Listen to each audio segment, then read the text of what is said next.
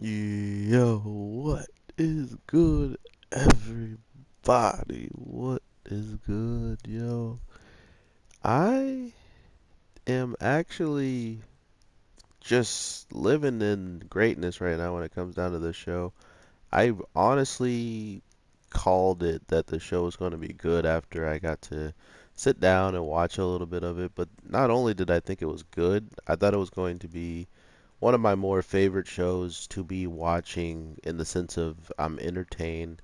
There's a lot of different things that continue to happen that, are actually entertaining within the whole entire episode, not just one or two parts that are jumping out and grabbing my attention. I'm pretty well invested in all of this pretty much, and just by what I'm seeing overall, we're getting quite a bit of knowledge throughout the whole entire episode, not only when it comes down to what our main character is capable of and being the person that he is and having the experience that he does, he's 100% more understanding than someone who's much younger and, maybe naive to the fact that um, his abilities can be used to help a lot of people very quickly.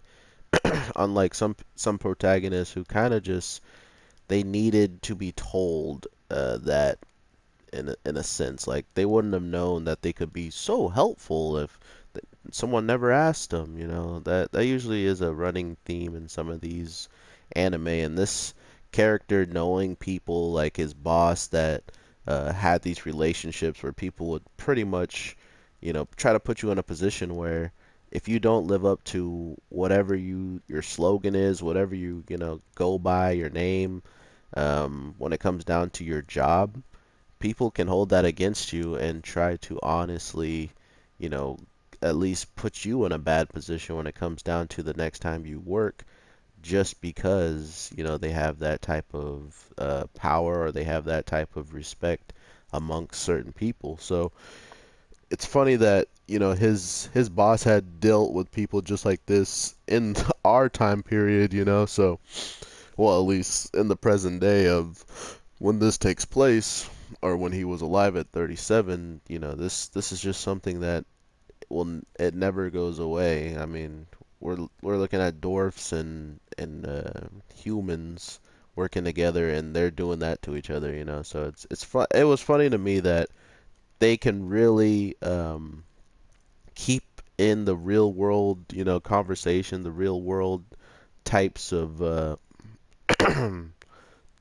like the just what happens in the real world between humans and people who think that they're more important than others, and if you don't think they're that important as they think they are, then you might just lose business. Those are the types of people he's literally dealing with, which I thought was interesting in the sense of we all know um, where the where all this power is coming from. These swords, he's literally imbued this dwarf.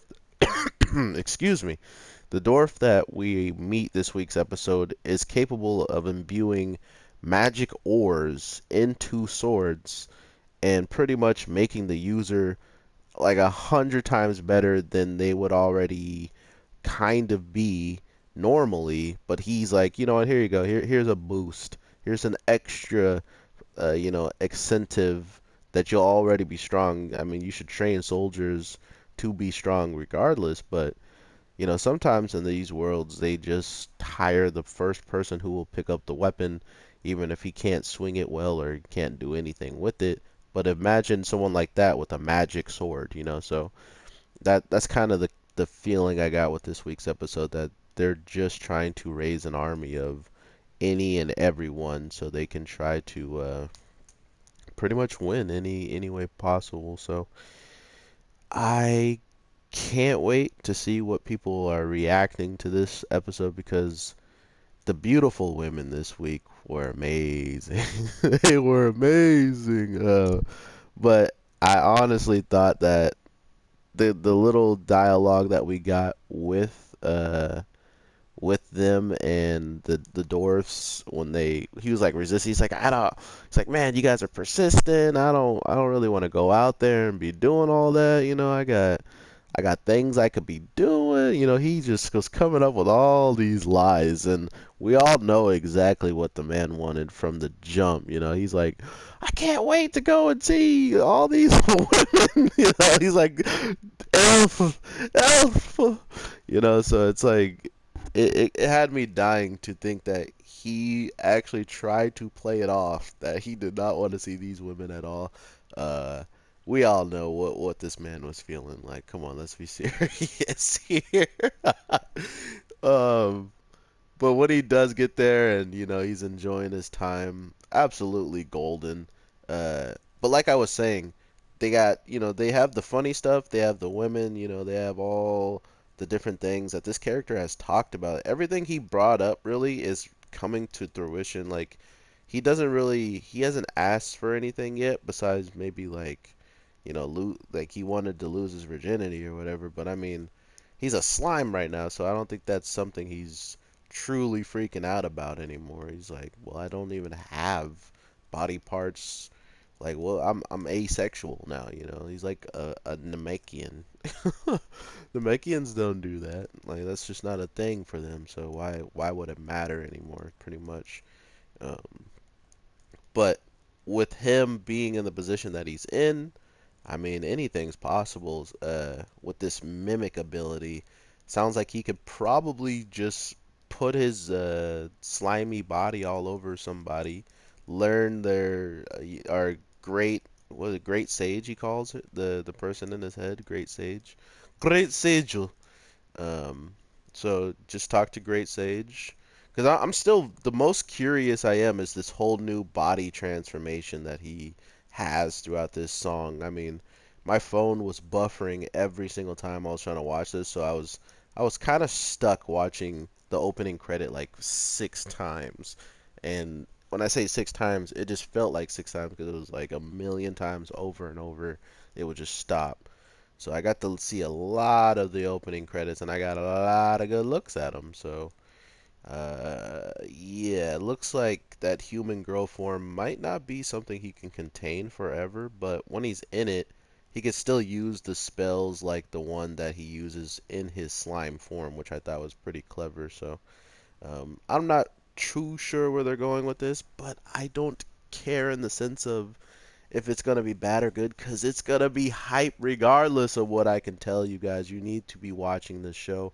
It's doing everything right. We even got the backstory of, not backstory, but we got the clarification of, this wolf that pretty much had a father that was the leader of a pack and the slime taking that guy out and then, accepting the people that didn't fight him back, so there's a lot of tension in the slime's mind, and sure, there was some in the wolf's mind, but he's already come to the conclusion that, he's a part of this. He's a part of whatever this slime is allowing him to be in because he gave him a name.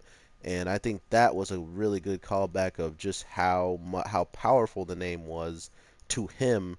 And maybe the slime will understand that even more, but if that is an indication to anybody underestimating like what could really come from a name, imagine this demon lord or demon lord army that they were just talking about um, in the goblin camp. Speaking of goblin camp, they've straight up left that goblin kid in the dungeon.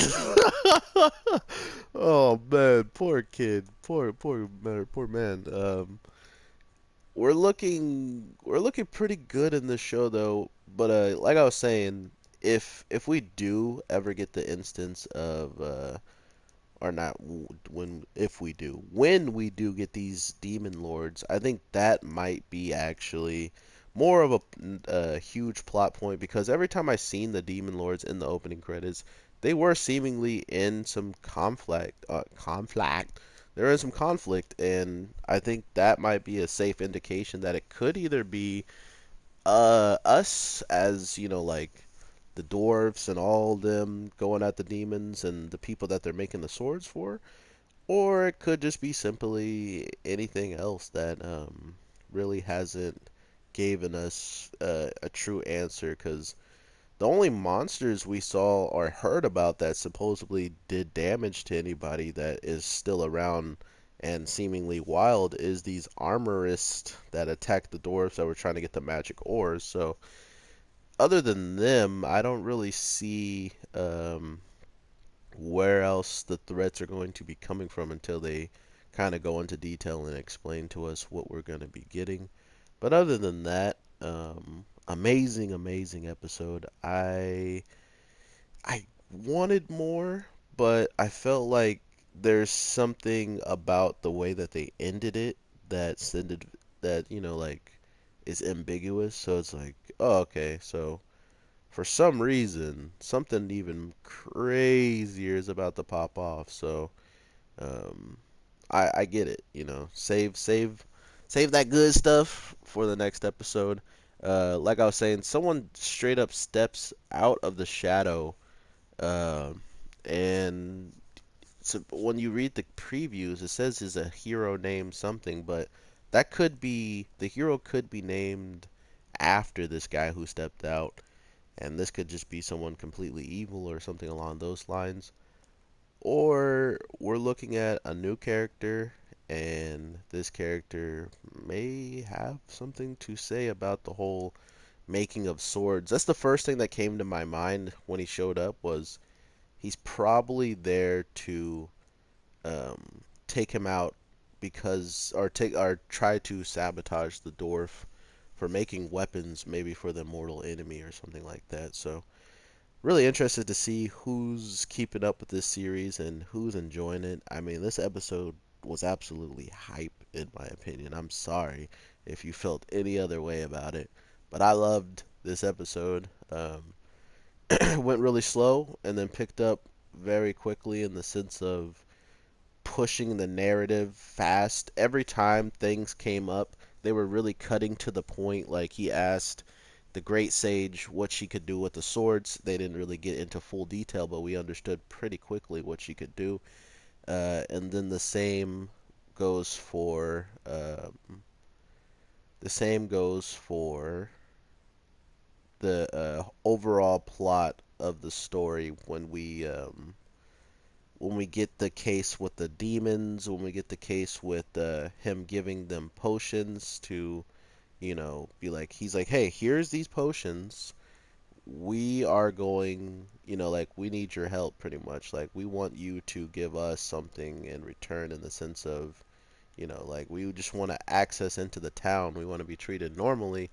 And, we see where that's getting us, and none of that really took quick. The most that it took time was with him traveling, and they actually explained that this travel was supposed to take 3 months or 2 months, and it only took 2 days because the wolves were so quick, and that was because the goblins were also walking on foot. So I really can't say I hate this storytelling at all because it's pretty fun to watch, and in my opinion it was pretty intelligent on their part to incorporate it the way that they did. So that's what I want to hear back from you guys, or anything else that you guys noticed that or stood out. Let me know how you guys are feeling about this show. I will be dropping more content very soon, so to all the subscribers, thank you so much for the support. I will keep grinding to make everybody see what I'm feeling on these shows. And if you guys do comment down below, I wanted everybody to be able to see how you guys were seeing and you interpreted it. So thank you so much, and I'll talk to you in the next one. All right, peace.